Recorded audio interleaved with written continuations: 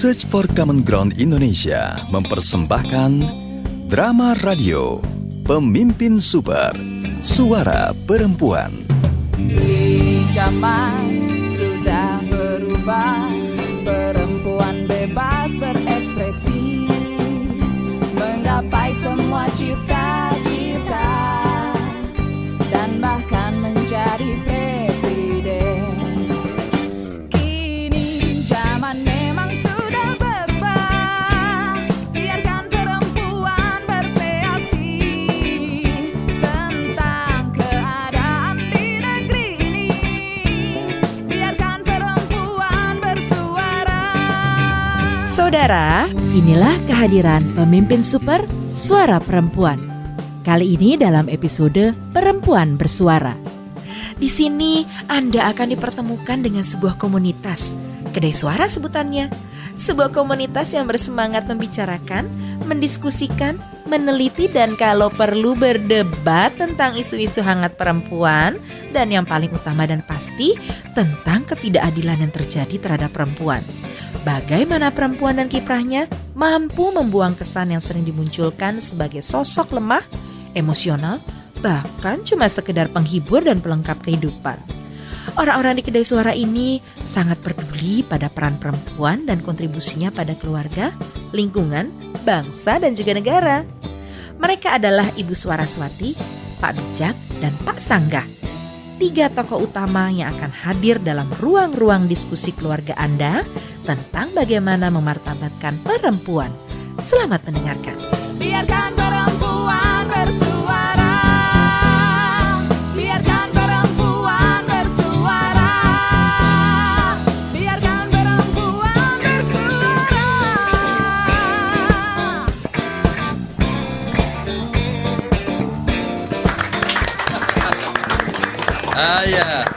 Terima kasih saudara-saudara. Selamat datang di kedai suara ini, ya. Seperti namanya, di kedai ini saudara-saudara bebas bersuara, berpendapat, dan mengemukakan gagasan. Suara apa saja, gagasan apa saja, bebas, tidak dipungut biaya alias gratis. Begitu gratis antusiasnya. Baik, sambil ngobrol, saudara-saudara juga boleh makan dan minum sepuasnya, ya. Pesan menu sesuka hati, silakan. Tahu goreng, ada tempe goreng, ya. Pisang goreng juga ada, silakan makan minum. Tapi kalau yang ini bayar. Bayar kan cuma makan dan minumnya. Untuk kebebasannya, bebas bersuara, bebas bergagasan, bebas bertanya, gratis. Interupsi. Wah, ini dia. Ini dia buah demokrasi ini. Acara belum dimulai, interupsinya sudah mendahului. Ini. Tapi oke. Silahkan saudara.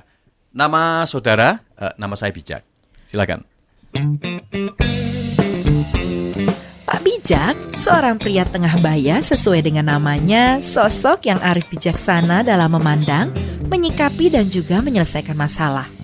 Ia sangat penuh toleransi dan juga pengertian, sehingga kedai suara ini jadi hangat penuh keakraban dengan kehadirannya.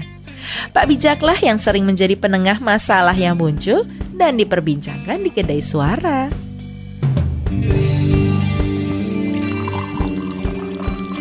Nama saya Pak Sanggah. Wih, dari namanya sudah terbayang perilakunya ini. Oke, baik, silakan interupsi. Kok yang gratis cuma kebebasan bersuaranya? Lah, itu kan lebih esensial toh Pak Sanggah. Ya mendingan yang gratis makan minumnya dong. Itu lebih esensial buat saya. Oh, oke. Bisa diatur. Ya harus bisa. Apa sih yang gak bisa diatur di negeri yang sedang demam ini? Masa ini cuma makan dan minum aja enggak? Kan asik toh kalau bisa diatur. Makan dan minumnya diatur. Bayarnya ya bayar lah, tapi bisa diatur gitu loh. Anda ini jangan bikin bingung toh Pak. Langsung ke sasarannya saja. Anu maksudnya bisa diatur pembayarannya gitu. Oh. Masa gitu aja Pak Bijak ini nggak ngerti. Sederhana sekali Pak, bayarnya bisa diatur. Enggak sekarang, boleh besok-besok maksudnya. Wow, maksudnya ngutang gitu toh? Ya, halusnya kan ada Pak, yaitu pembayaran bisa diatur. Lah iya toh. Di negeri yang semua bisa diatur ini, ya apa aja harus bisa diatur dong. Namanya saja sudah Pak Sanggah. Apa-apa ya disanggah. Tidak mudah loh membuat Pak Sanggah ini serta-merta mengatakan ya pada masalah apapun. Sosok satu ini tak pernah kehabisan kata-kata untuk protes kejadian di kedai suara. Celetukannya yang kadang nyelekit judes, juga kegemarannya ngeyel menyemarakan kedai suara ini. Tanpa kehadiran Pak Sanggah, kedai suara terasa senyap. Para pengunjung kedai pun merasa kehilangan setiap kali Pak Sanggah absen. Aduh, serunya. Padahal kedai baru saja dibuka loh. Sudah begini seru debatnya. Nah, ini dia bintangnya. Saudara, inilah tokoh yang akan selalu hadir di kedai ini untuk bertukar gagasan, untuk mendengar, dan untuk menjawab seluruh pertanyaan saudara. Ibu Suaraswati. Ibu Suaraswati adalah seorang wanita cantik, energik, dan juga cerdas dan berani. Ia tak segan-segan menyuarakan kebenaran, apalagi bila itu menyangkut keberadaan dan kepentingan perempuan. Saraswati sangat peduli pada kesetaraan gender, pemberdayaan perempuan, dan juga perlindungan anak. Karena perempuan dan anak merupakan kelompok yang paling rentan dilanggar haknya dalam dominasi budaya patriarki. Kecerdasan dan keluasannya membuat Suaraswati disegani, namun sekaligus dicintai pengunjung kedai. Ia sering memunculkan ide menarik yang membuat kedai menjadi hidup. Suaraswati di kedai suara ini adalah sang penyambung lidah rakyat. Biarkan perempuan bersuara. Biarkan perempuan bersuara. Biarkan perempuan bersuara. Interupsi. Loh, kok interupsi lagi? Kok vokal amat sih saudara? Hah? Bukan. Kok cantik sekali ibu ini. Sabar ya Bu. Beginilah rakyat banyak ini. Macam-macam suaranya. Beragam logatnya loh Bu. Oh, nggak apa-apa Pak, menyenangkan. Semua masyarakat itu harus dibiarkan beragam, lepas dan gembira. Itulah esensi dari kebebasan bersuara. Loh kan, hebat memang Ibu Saraswati ini. Sudah cantik, bicaranya selalu menginspirasi. dan- Cukup sudah ya. Memuji atau mengejek beda tipis loh. Bias gender itu. Tapi yang saya heran ini malah pada gaya Pak siapa tadi ya? Pak Sanggah nama saya. Iya, Pak Sanggah. Tadi kan bilang saya cantik. Memang. Ya itulah yang saya heran. Bilang cantik itu biasanya sambil mesra loh. Lah ini tadi kok sambil melotot. Ayo, ada apa? Bapak ini marah ya? Atau memandang rendah ya? Mentang-mentang saya perempuan ya? Loh. Ayo Pak Sanggah, kenapa tadi melotot? Marah atau memandang rendah? Ayo. Enggak kok. Saya enggak melotot. Emang dari sananya begini bentuk mata saya. Oh, tadi itu tidak melotot Bu. Memang bentuknya seperti itu. Jadi kalau ini persoalan casing, ya sudahlah. Ah, yang bener. Iya benar. Terasa loh Pak, mana casing, mana acting, mana aksi, mana reaksi. Bapak punya aksi, saya punya reaksi loh. Ayo, tahu tidak apa artinya? Bahasa tinggi loh ini. Hah? Tahu? Apa coba artinya? Ya waktu ibu ini muncul, Ibu Suara-Swati. Ya pokoknya ibu ini. Beginilah orang banyak, Bu. Ya, nggak apa-apa kok, Pak. Ciri-ciri orang angkuh memang begini ini kok. Menyebut nama orang lain saja sulit sekali. Tapi oke, menyenangkan saja. Semua harus didengar, dilayani.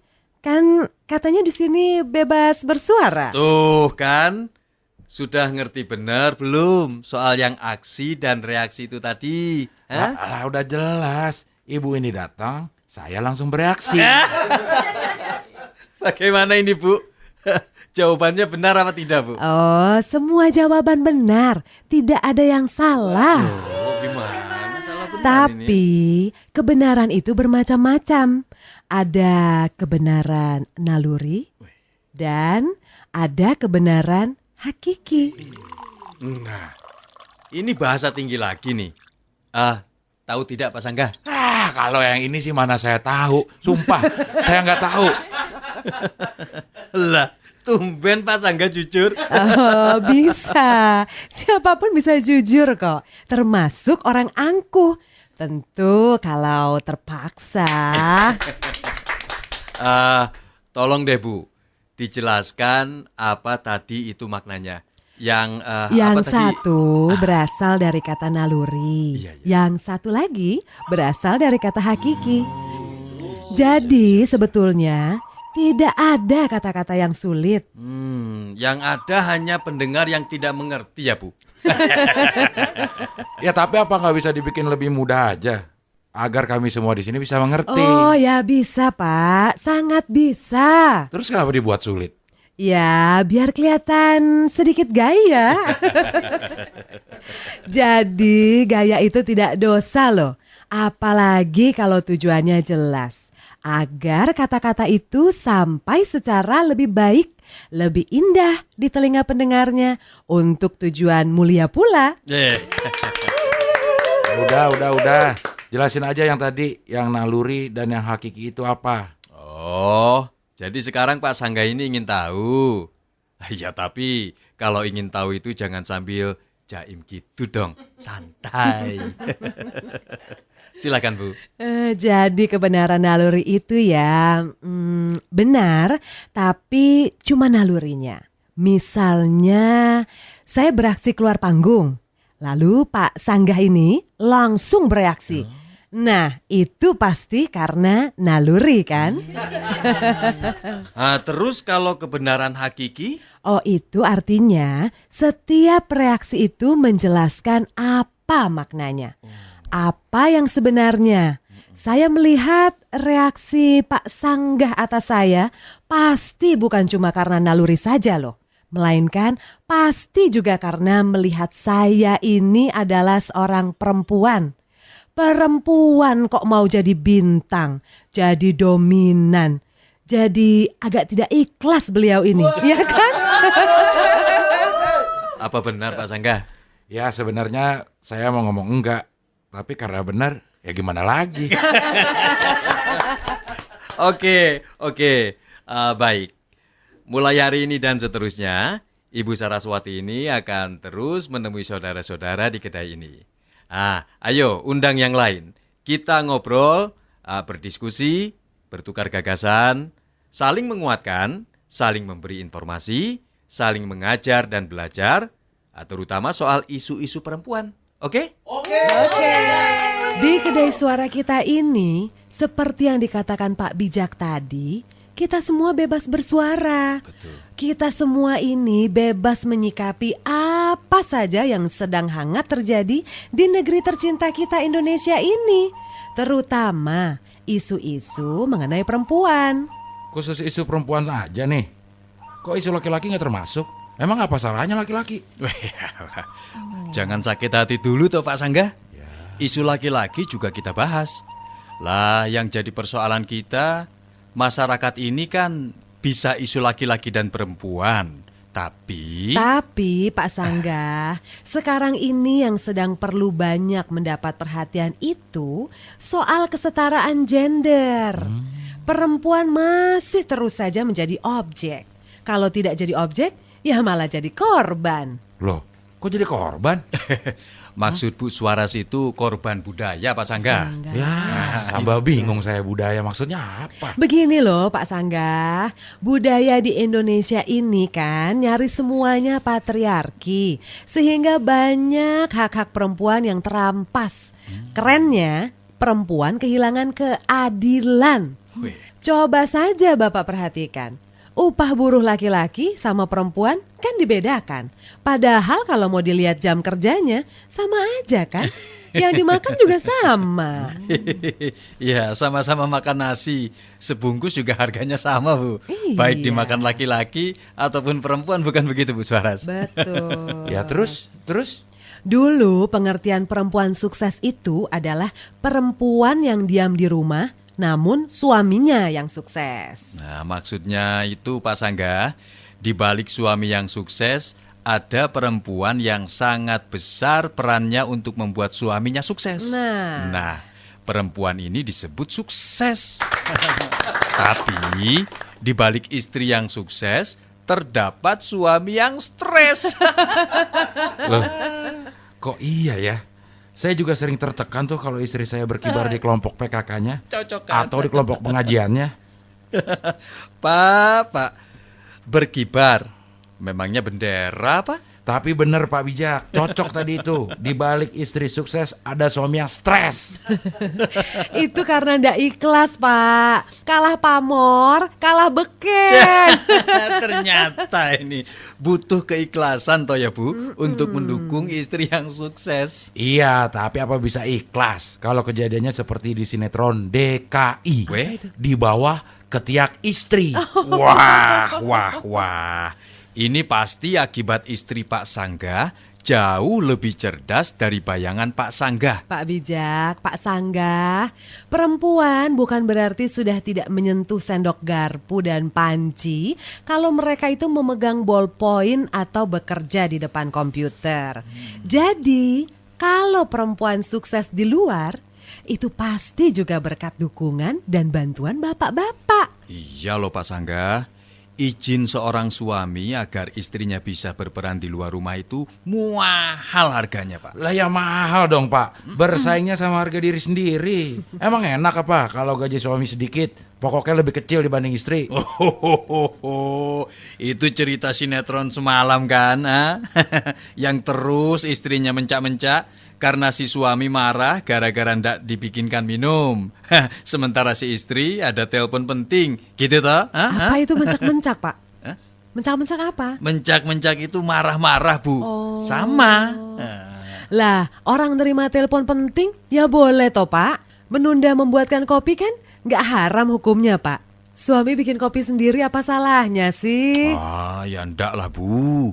Tapi biar bagaimanapun, enakan kopi bikinan istri dibanding bikinan sendiri atau Pak Sangga? Betul tuh Pak Bijak, betul. Karena ada cinta di setiap adegan sendoknya. Ya toh? Bisa aja mencari pembenaran. Ini pembenaran toh, Pak? Tapi maaf Bu, terus terang nih ya. Apa? Kok ya aneh kayaknya kalau istri sibuk di luar, terus kita nganggur di kamar. Nah ini dia nih. Perempuan itu Pak bukan berarti harus bebas dari dapur, sumur, dan kasur kalau dia punya kegiatan di luar Pak. Zaman dulu itu Raden Ajeng Kartini, beliau memperjuangkan kesetaraan dalam pendidikan. Nah sekarang ini bukan hanya itu yang diperlukan perempuan. Perempuan harus didukung untuk ada di tempat yang layak dan juga ditempati perempuan. Seperti di pemerintahan dan juga di dewan untuk mewakili suara-suara kita. Oh iya, nggak seperti dulu ya Bu. Perempuan termakan pola pikir bahwa peran perempuan terbatas pada dapur, sumur, dan tempat tidur. Benar juga ya. Tapi apa sih yang dimaksud dengan kesetaraan gender itu? Semua sama antara laki-laki dan perempuan gitu? Ya tidak begitu Pak. Kesetaraan gender tidak harus dipandang sebagai hak dan kewajiban yang sama persis seperti pertimbangan selanjutnya. Tapi melihat hak dan kewajiban maksimal yang bisa dilakukan dan juga didapatkan. Tentu saja yang sesuai dengan konteks keperempuanan. Ya, tapi maaf loh Bu Suara. saya kok merasa rasanya aneh juga kalau perempuan mau semuanya sama dengan laki-laki, Bu. Apa ya bisa gitu loh, Bu? Bukan itu yang dimaksud kesetaraan gender apabila segala sesuatunya mutlak harus sama, Pak. Karena perempuan tentunya tidak akan siap jika harus menanggung beban berat yang biasa ditanggung oleh laki-laki. Betul nggak? Itu, Bu. Atau sebaliknya, laki-laki pun tidak akan mampu menyelesaikan semua tugas berat dan rutin yang biasa dikerjakan perempuan. Betul nggak? Iya kan? Benar itu, Iya Bu. kan? Itu saya setuju kalau itu. Oh iya, paham benar saya. Kesetaraan gender tidak untuk seperti itu, tetapi memberikan kesempatan seluas-luasnya untuk perempuan agar mampu berkarya dan melaksanakan hak dan kewajiban dengan lebih baik lagi. Gitu kan, Bu? Saya dukung sepenuhnya, Bu. Waduh, Dukung. Istri saya pasti senang ini. Dia itu perempuan dengan seabrek kepintaran loh. Dia pernah bilang, perempuan dengan segala kelebihan dan kekurangannya tentu tidak diciptakan sebagai pelengkap tanpa maksud.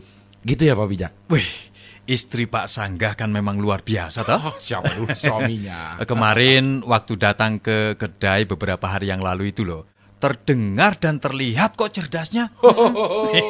Pastinya. Siapa dulu suaminya? Terus untuk semua itu komunitas kita ini bisa berbuat apa ya? Ya menyebarluaskan apapun yang menjadi bahasan kita di kedai suara ini, Pak. Kan komunitas kita ada ibu-ibunya, kemudian anak mudanya. Nah, lewat Karang Taruna dan PKK, ibu-ibu itu getok tularnya. Betul, bapak-bapak, anak-anak muda di Karang Taruna, ibu-ibu di PKK, semuanya harus kita tulari pemahaman kesetaraan gender ini Setuju. demi masa depan Indonesia. Saya dukung. Saya setuju. Terima kasih bapak-bapak. Sama-sama. Betapa perempuan membuat dunia ini menjadi lebih manusiawi dan berwarna. Perempuan bahkan menjadi simpul majunya suatu peradaban yang di tangannya lah arah dan gerak bangsa ditentukan. Wah, Bu Suara Mantep, ini Bu. keren. Witis, ayo tis.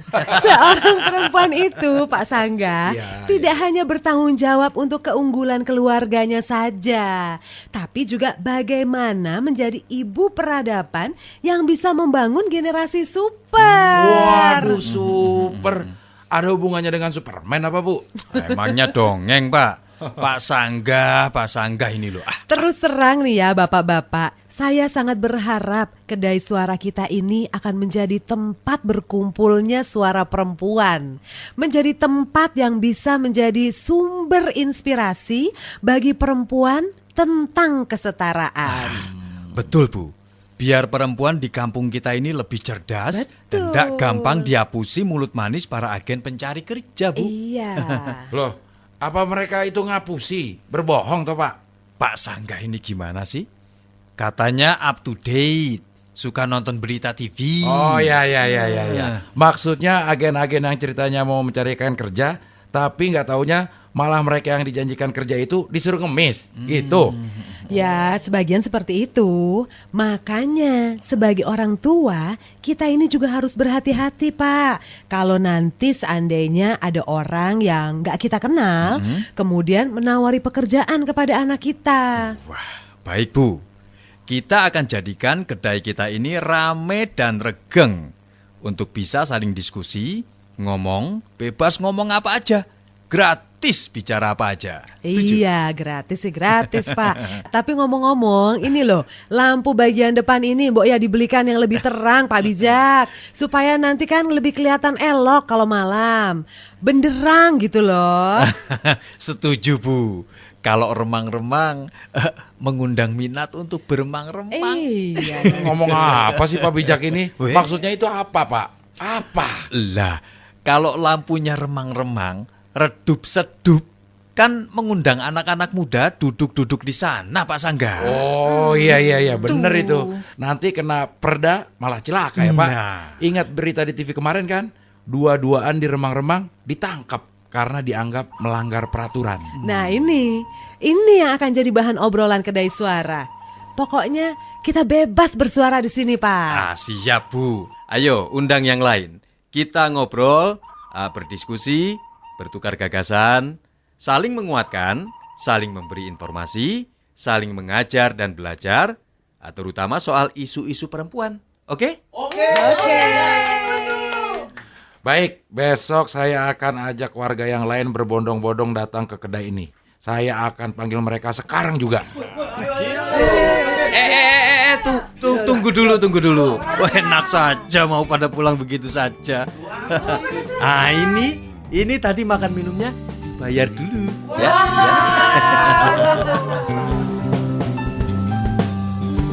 Ya, Pak Sanggah yang senang menyanggah, memprotes tapi juga besar hati, bertemu dengan Pak Bijak seolah seperti teman lama yang saling memahami pola pikir dan perilakunya. Dilengkapi juga dengan kehadiran perempuan bernama Suaraswati yang sangat cerdas, lugas, dan juga bersahabat. Di kedai suara inilah mereka menyemarakan suasana. Satu saja absen rasanya kok hambar ya. Begitulah yang dirasakan pengunjung kedai suara. Nah saudara, isu apakah yang akan jadi topik kajian berikutnya? Pastikan Anda juga ikut hadir dan terlibat di dalamnya. Sampai jumpa di kedai suara berikutnya. Perempuan harus bersuara, harus berdaya. Pemimpin Super Suara Perempuan dipersembahkan oleh Search for Common Ground Indonesia. Naskah ditulis oleh Pri GS, didukung oleh Abdel Akhrian, Marsi Sahulata, Jody Masardi, Desire, Nuning Purnama, teknik montase dan sutradara Edi Sulistyo. Sampai jumpa.